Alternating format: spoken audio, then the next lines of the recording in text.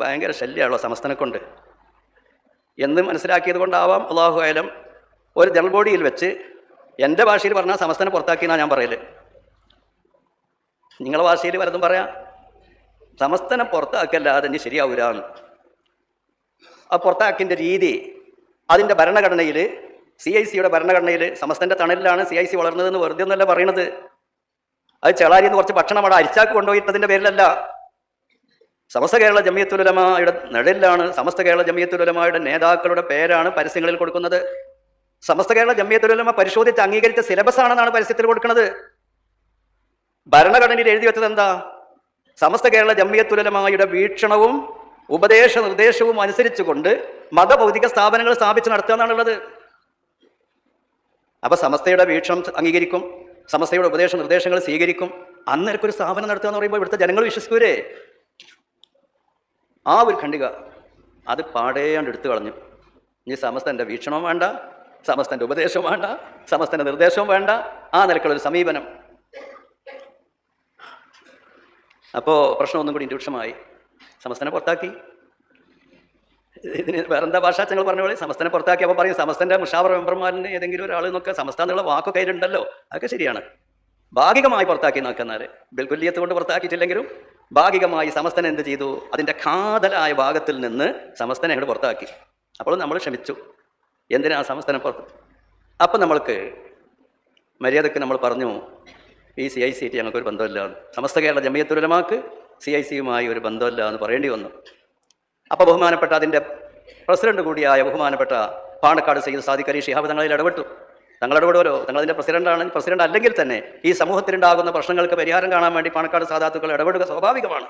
തങ്ങൾ അതിൽ ഇടപെട്ടു, അന്യോന്യം സംസാരിച്ചു, അവസാനം പരിഹരിച്ചു. എങ്ങനെ പരിഹരിച്ചു? അത് ആ പെൺകുട്ടികളുടെ കാര്യത്തിൽ ഇനി ഇടപെടില്ല, ശിക്ഷാ നടപടികളൊന്നും പീഡനങ്ങളൊന്നും ഇനി ഉണ്ടാവില്ല. ഒരു വിവാഹം നടന്നതിൻ്റെ പേരിൽ ഒരു കുട്ടീനെ പുറത്താക്കുക, ടീച്ചർമാർ പറയാണ് നിന്നോട് കടത്തൂല, നിന്നോട് വരാൻ പാടില്ല, ഭയങ്കര മാനസിക പീഡനങ്ങളാണ്, അതിനി ഉണ്ടാവില്ല. ഒന്ന്, സമസ്തൻ്റെ ആ ഭരണഘടനയിൽ നിന്ന് ഒഴിവാക്കിയ ഭാഗം അത് വീണ്ടും ചേർത്തോളാം എന്ന് ഹക്കീം ഫൈസിയോട് സംസാരിച്ചതിൻ്റെ ശേഷം ഒരു കുറിപ്പ് തങ്ങൾ തയ്യാറാക്കിയിട്ടുണ്ടായിരുന്നു. ആ കുറിപ്പേറ്റാണ് ഞങ്ങളോട് സംസാരിച്ചത്. ആരിക്കുട്ടി മുസ്ലിയാർ, തങ്ങൾ, ഞങ്ങളൊക്കെ മാസം ഞങ്ങളൊക്കെ പാടെ കൂടിയിരുന്ന് ചർച്ച ചെയ്തപ്പോൾ തങ്ങൾ ഇത്ര കുറിപ്പുണ്ട്. അത് ഹക്കീം ഫൈസിയോട് സംസാരിച്ച് അംഗീകാരം വാങ്ങിയ കുറിപ്പാണ്. ഹക്കീം ഫൈസിക്കെതിരായിട്ട് തങ്ങൾ തീരുമാനം എടുത്തതല്ല. അതിങ്ങനെ നോക്കിയിട്ട് പറഞ്ഞു ഇനി ഉണ്ടാവില്ല, CIC-യുടെ ഭാഗത്ത് നിന്ന് ഭരണഘടനയിൽ അത് ചേർക്കുകയും ചെയ്യാം. അപ്പോൾ സമസ്ത എന്ത് ചെയ്തു? അത് പിൻവലിച്ചു. CIC-യുമായി ബന്ധമല്ല എന്ന് പറഞ്ഞത് അത് ഞങ്ങൾ പുനഃസ്ഥാപിച്ചു എന്ന് പറഞ്ഞിട്ട് നല്ല നിലക്ക് പോകാമെന്നുള്ള നിലക്ക്. അതിനെ സംബന്ധിച്ച് തൃശ്ശൂരടുത്ത് ചാമക്കല്ല് എന്ന് പറഞ്ഞ സ്ഥലത്ത് ഒരു വാഫി കോളേജിൻ്റെ വാർഷികത്തിൽ ഹക്കീം ഫൈസി പ്രസംഗിച്ചപ്പോൾ വീണ്ടും ചില എതിർപ്പുകളും സൂചനകളൊക്കെ വെച്ചുകൊണ്ട് പ്രസംഗിച്ചപ്പോൾ അവിടെ നമ്മുടെ 2-3 പ്രവർത്തകർ, പ്രധാനികൾ, ബഹുമാനപ്പെട്ട ജമലുൽ തങ്ങൾ, കോഴിക്കോട് ഖാദി, അതേ പ്രകാരം തന്നെ നമ്മുടെ സലാം ബാക്കവി, അതേപ്രകാരം ഓണംപള്ളി മുഹമ്മദ് ഫൈദ്, ഇവരൊക്കെ ചോദിച്ചു അവിടെ വെച്ചിട്ട് നിങ്ങൾ എന്തിനാ ഇപ്പോൾ പ്രശ്നമൊക്കെ തീർന്നില്ലേ, ഇനി എന്തിനാ അങ്ങനെയൊക്കെ പ്രസംഗിക്കണത്? എവിടെ പ്രശ്നം തീർന്നു? തങ്ങൾ ഇങ്ങനെ ഒരു തീരുമാനം തങ്ങളുടെ അധ്യക്ഷയിൽ എടുത്തിട്ടില്ലേ? അതൊക്കെ ഞങ്ങൾ ഫീസറിൽ വെച്ചിട്ടാണ് എന്ന് വെച്ചാൽ ഒരു ആലങ്കാരിക പ്രയോഗമാണ്, അതിനെ പറ്റിയൊന്നും ഞാൻ പറയുന്നില്ല. അത് സെനറ്റ് കൂടിയതിൻ്റെ ശേഷമേ തീരുമാനം, സെനറ്റ് കൂടണം. അപ്പം സമസ്ത തീരുമാനിച്ചാലും പാണക്കാട് തീരുമാനിച്ചാലും ആര് തീരുമാനിച്ചാലും ശരി, സെനറ്റ് കൂടണം. CIC-യുടെ ജനറൽ ബോഡി കൂടിയിട്ട് അംഗീകരിച്ചെങ്കിൽ മാത്രമേ അത് നടപ്പാവുള്ളൂ. ആയിക്കോട്ടെ, നിയമമല്ലേ, ഇന്ത്യ രാജ്യത്തിൻ്റെ നിയമമല്ലേ. സൊസൈറ്റീസ് ആക്ട് പ്രകാരം രജിസ്റ്റർ ചെയ്യപ്പെട്ട ഒരു കമ്മിറ്റി ആകുമ്പോൾ ആ കമ്മിറ്റിയുടെ കാര്യങ്ങളൊക്കെ തീരുമാനിക്കാനുള്ള പരമാധികാരം അതിൻ്റെ ജനറൽ ബോഡിക്ക് തന്നെയാണ്. നിയമം അങ്ങനെ തന്നെയാണ്. മുറാത്തുൽ ആദാബി ഔലാമിനൽ ഹക്കാം എന്നുണ്ട് സുന്നത്ത് ജമാഅത്തിൻ്റെ ഒരു ഉസൂല്. നിയമം മാത്രമല്ല നോക്കേണ്ടത്, അതബും കൂടി നോക്കണമെന്ന് വേണ്ടേ? അപ്പം അത് സെനറ്റ് കൂടി തീരുമാനിക്കേണ്ട കാര്യമാണ്. അത് തീരുമാനിച്ചിട്ടുണ്ടോ അല്ലേ അള്ളാഹു നമ്മളെ കൊടുത്തല്ല. ബഹുമാനപ്പെട്ട സമസ്ത കേരള ജമിയത്തുൽ ഉലമ കഴിഞ്ഞ മുഷാവറയിൽ, അതിൻ്റെ മുമ്പുള്ള ഒരു മുഷാവറയിൽ ഒരു തീരുമാനമെടുത്തു. CIC എന്ന വഫിയ സംവിധാനത്തിൻ്റെ അതിനെ നിയന്ത്രിക്കുന്ന CIC എന്ന കമ്മിറ്റിയുടെ ജനറൽ സെക്രട്ടറി ഹക്കീം ഫൈദി ആദർശേരി എന്ന ആൾ അഹ്ലുസുന്നത്ത് വൽ ജമാഅത്തിൻ്റെ ആശയാദർശങ്ങൾക്ക് വിരുദ്ധമായി, സമസ്ത കേരള ജമിയത്തുൽ ഉലമയുടെ നിലപാടുകൾക്ക് വിരുദ്ധമായി പ്രചാരണം നടത്തുകയും പ്രവർത്തിക്കുകയും ചെയ്യുന്നത് കൊണ്ട് അദ്ദേഹത്തെ സമസ്തയുടെ എല്ലാ ഘടകങ്ങളിൽ നിന്നും നീക്കം ചെയ്യാനുള്ള ഒരു തീരുമാനം ഉണ്ടായി. സമസ്ത കേരള ജമിയത്തുൽ ഉലമ എന്തെങ്കിലും ഒരു തീരുമാനം ഒരു വ്യക്തിയെ സംബന്ധിച്ചോ, ഒരു സംഘടനയെ സംബന്ധിച്ചോ, ഒരു പ്രസ്ഥാനത്തിനെ സംബന്ധിച്ചോ, ഒരു തരീഖത്തിനെ സംബന്ധിച്ചോ ഒക്കെ ഒരു തീരുമാനം എടുത്തിട്ടുണ്ടെങ്കിൽ അത് പൊതു സമൂഹത്തിന് മനസ്സിലാകുന്ന വിധത്തിൽ കാര്യകാരണ സഹിതം അത് വിശദീകരിച്ചു കൊടുക്കുക എന്നത് സമസ്തയുടെ കഴിഞ്ഞകാല ചരിത്രവും പാരമ്പര്യവുമാണ്. അത് ആവശ്യവുമാണ്, അനിവാര്യവുമാണ്. അങ്ങനെ ചെയ്തു പോന്നിട്ടുള്ളൂ. എന്നാൽ ഈ തീരുമാനം എന്തുകൊണ്ട് വിശദീകരിക്കുന്നില്ല? വേണ്ടതുപോലെ നേതാക്കൾ തന്നെ, സമസ്തയുടെ മുഷാവറ അംഗങ്ങൾ തന്നെ നേരിട്ട് ഇത് എന്തുകൊണ്ട് വിശദീകരിക്കുന്നില്ല എന്ന ഒരു ചോദ്യം ഉയരാൻ തുടങ്ങിയിട്ട് വളരെയധികമായി. ഈ CIC എന്ന് പറയുന്ന ഈ സംഘടനയുടെ ജനറൽ സെക്രട്ടറി സ്ഥാനത്തിരിക്കുന്ന ആളാണ് ഹക്കീം ഫൈദി ആദർശേരി. ഞാൻ വളരെ നീട്ടി സംസാരിക്കുന്നില്ല. രണ്ട് കാര്യം നിങ്ങൾ ബോധ്യപ്പെടുത്തുക എന്നത് മാത്രമാണ് ഉദ്ദേശിക്കുന്നത്. അഹ്ലുസുന്നത്തി വൽ ജമാഅത്തിന്റെ ആശയാദർശങ്ങൾക്ക് വിരുദ്ധമായ വല്ല നിലപാടുകളും അദ്ദേഹത്തിനുണ്ടോ? സമസ്ത കേരള ജമിയത്തുൽ ഉലമാക്കെതിരിൽ വല്ല പ്രചരണവും നടത്തുന്നുണ്ടോ? ഇതാണ് ഇപ്പോൾ അറിയേണ്ട കാര്യം. എൻ്റെ ഓർമ്മ ശരിയാണെങ്കിൽ ഒരു ഏകദേശം 10-20 വർഷങ്ങൾക്ക് മുമ്പ് ദാറുൽ ഹുദയിൽ ഒരു കൺവെൻഷൻ ഉണ്ടായിരുന്നു. അന്ന് അബ്ദുൽ ഹക്കീം ഫൈദി അവിടെ വെച്ച് ഒരു പ്രസംഗം ചെയ്തു. ആ പ്രസംഗത്തിൽ അദ്ദേഹം പറഞ്ഞത് ഇന്നത്തെ കാലഘട്ടത്തിൽ പുതിയ ഇജ്തിഹാദ് അനിവാര്യമാണെന്നാണ്. പുതിയ ഇജ്തിഹാദ് വേണം. ആധുനിക പ്രശ്നങ്ങൾ ഉണ്ടാവുമ്പോൾ, പുതിയ പുതിയ വിഷയങ്ങൾ ഉണ്ടാവുമ്പോൾ, അന്ത്യനാൾ വരെ പുതിയ പുതിയ വിഷയങ്ങൾ ഉണ്ടായിക്കൊണ്ടിരിക്കും.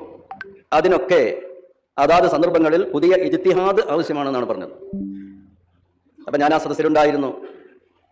അത് അവിടെ വലിയ തെറ്റിദ്ധാരണ ഉണ്ടാക്കും. പുതിയ ഇജ്തിഹാദിൻ്റെ വാതിലുകൾ തുറന്ന് പുതിയ മദ്ഹബുകൾ തന്നെ രൂപപ്പെടുത്തുന്നതിന് വേണ്ടി ബദഈ കക്ഷികൾ പ്രവർത്തിച്ചു കൊണ്ടിരിക്കുന്ന കാഴ്ചകളാണ് നമ്മൾ കണ്ടുകൊണ്ടിരിക്കുന്നത്. അപ്പം അതുകൊണ്ട് തിരുത്തപ്പെടാതിരിക്കാൻ പറ്റൂല എന്ന നിലക്ക് ഞാൻ എണീച്ചു നിന്ന് ഞാൻ പറഞ്ഞു, അദ്ദേഹം പറഞ്ഞത് ശരിയല്ല. കാരണം ഈ ഒരു ചോദ്യവും അതിൻ്റെ മറുപടിയും എന്നും നിലയും തുടങ്ങിയതല്ല. 1000 വർഷങ്ങൾക്ക് മുമ്പ് ഏകദേശം മഹാനായ ഇമാം ഗസാലി റഹ്മത്തുള്ളാഹി തങ്ങളുടെ ഉസ്താദായ ഇമാമുൽ ഹറമൈനി റഹ്മത്തുള്ളാഹി തങ്ങൾ തന്നെ ഇതിന് മറുപടി പറഞ്ഞിട്ടുണ്ട്. അതിനുശേഷം പണ്ഡിതന്മാർ ഇബ്നു സലാഹ് റഹ്മത്തുള്ളാഹി അടക്കമുള്ള മഹത്തുക്കൾ അതിന് മറുപടി പറഞ്ഞിട്ടുണ്ട്. അതങ്ങനെ കഴിഞ്ഞു. അതിൻ്റെ ശേഷം രണ്ടാമതൊരു സംഭവം, ഒരു ദിവസം ഒരു പരസ്യം കണ്ടു. അങ്ങനെയാണല്ലോ സമസ്തയുടെ പേരും സമസ്ത നേതാക്കളുടെ പേരും ഒക്കെ പറഞ്ഞിട്ടാണല്ലോ അതിൻ്റെ വളർച്ചയും അതിൻ്റെ പരസ്യവും ഒക്കെ ഉണ്ടാവല്. ഒരു മുഷാവറക്ക് മുമ്പ് ഒരു പരസ്യം കണ്ടു. അതിൻ്റെ അഡ്മിഷന് വേണ്ടി പരസ്യം ചെയ്തപ്പോൾ സമസ്ത പരിശോധിച്ച് അംഗീകരിച്ച സിലബസ്, സമസ്ത പരിശോധിച്ച് അംഗീകരിച്ച സിലബസ്. ഇത് കണ്ടപ്പോൾ സമസ്ത മുഷാവറയിൽ ചർച്ച ചെയ്തു, ഇങ്ങനെ ഒരു പരിശോധന നമ്മളൊക്കെ വിശ്വസ്തത, നമ്മൾ വിശ്വസ്ത ഏൽപ്പിച്ച കാര്യമാണ്. എന്നിട്ട് പിന്നെ ആ സിലബസ് സമസ്ത നേരിട്ടൊരു പരിശോധന നടത്തിയിട്ടില്ല. പിന്നെ എങ്ങനെ പരിശോധിച്ച് അംഗീകരിച്ചത് എന്ന് പറയുന്നത്? അതുകൊണ്ട് ഇങ്ങനെ പരസ്യം കൊടുത്ത സ്ഥിതിക്ക് നമ്മളതൊന്ന് പരിശോധിക്കണം. എന്നിട്ട് അംഗീകരിക്കാൻ പറ്റുന്നതാണെങ്കിൽ അംഗീകരിക്കണം, അല്ലാതിരുന്നാൽ അംഗീകരിക്കാൻ പറ്റാത്തത് ഒഴിവാക്കാൻ പറയണം. നമ്മളെ ബാധ്യതയാണല്ലോ. ഒരു സമിതി ഉണ്ടാക്കി, ഞാനടക്കമുള്ള കുറച്ച് ആളുകളുടെ ഒരു സമിതി ഉണ്ടാക്കി. അങ്ങനെ അവരുടെ സിലബസിലുള്ള കിതാബുകളൊക്കെ നമ്മൾക്ക് സമർപ്പിക്കാൻ വേണ്ടി പറഞ്ഞു. അത് കൊടുത്തയച്ചു. അത് പരിശോധിച്ചപ്പോൾ പല കിതാബുകളിലും നമുക്ക് യോജിക്കാൻ പറ്റാത്ത, നമ്മളെ സിലബസിൽ ഉൾപ്പെടുത്താൻ പറ്റാത്ത കിതാബുകൾ കണ്ടു. അപ്പോൾ ഈ കിതാബ് പറ്റൂല, ഇത് നമ്മൾ ഒഴിവാക്കാൻ പറഞ്ഞു. ഇതുപോലുള്ള ചില കിതാബുകൾ വേറെയുണ്ട്, ഷോർട്ട് ഹാൻഡാണ് ഈ കിതാബുകളൊക്കെ എന്ന് പറയുന്ന അയിമത്തിനെ പരിഹസിക്കുന്നത്, എല്ലാവരെയും മുജ്തഹിദാക്കണം എന്ന് പറയുന്നത്. അത്തരം കിതാബുകൾ ഒഴിവാക്കാൻ പറഞ്ഞു, വേറെ ചില കിതാബുകൾ കൂട്ടിച്ചേർക്കാൻ പറഞ്ഞു. അപ്പോൾ ഇങ്ങനെയുള്ള രീതികളാണ് ബഹുമാനികളെ. ഇതൊക്കെ നമ്മളിങ്ങനെ സമസ്ത കേരള ജമിയത്തുൽ ഉലമ ഇപ്പോൾ പലരും നമ്മളെ ആക്ഷേപിച്ചുകൊണ്ടിരിക്കുകയാണ്. നിങ്ങളെന്താ ഇതൊന്നും ഇതുവരെ പറയാഞ്ഞത്, ഇതുവരെ ഉണ്ടാഞ്ഞത്, ഇതുകൊണ്ട് വിശദീകരിക്കാത്തത്? ഒരു ഭാഗത്ത് അങ്ങനെ പറയാം, വേറൊരു ഭാഗത്ത് എന്തിനാ അതൊക്കെ മുണ്ടണത്, അതൊക്കെ മൂടി വെച്ചാൽ പോരെ എന്ന് വേറൊരു ഭാഗത്തും പറയാം. സമസ്ത എന്താ വേണ്ടത്? മൂടി വെക്കാണോ വേണ്ടത്, വിശദീകരിക്കാണോ വേണ്ടത്? വിശദീകരിക്കണം, വിശദീകരിക്കാതിരിക്കാൻ പറ്റൂല. പിന്നീടൊരു പ്രശ്നം ഉണ്ടായത്, ഇപ്പോൾ ഇതൊക്കെ ഒരു ഉദാഹരണങ്ങൾ മാത്രം, ഒരുപാട് ഉദാഹരണങ്ങൾ പറയാനുണ്ട്. നീട്ടി ഇവിടെ മഹാന്മാരിവിടെ സംസാരിക്കാൻ നിൽക്കുക, ഞാൻ വളരെ വേഗം പെട്ടെന്ന് നിർത്തുകയാണ്. ഇത് പറഞ്ഞത് ബഹുമാനപ്പെട്ട സമസ്ത കേരള ജമിയത്തുൽ ഉലമയുടെ മുഷാവറ യോഗം അഹ്ലുസുന്നത്ത് വൽ ജമാഅത്തിന്റെ ആദർശങ്ങൾക്ക് വിരുദ്ധമായി ഇയാൾ പ്രചരണം നടത്തുന്നു എന്ന് സമസ്ത പറഞ്ഞിട്ട് വെല്ലുവിളിക്കാണ്. എവിടെ പറഞ്ഞു, എവിടെ പ്രചരണം നടത്തിയെന്ന്? ഇതുപോലെ ഈ പറഞ്ഞതുപോലെ നീ അങ്ങനെ എത്ര ഉണ്ട് പറയാൻ?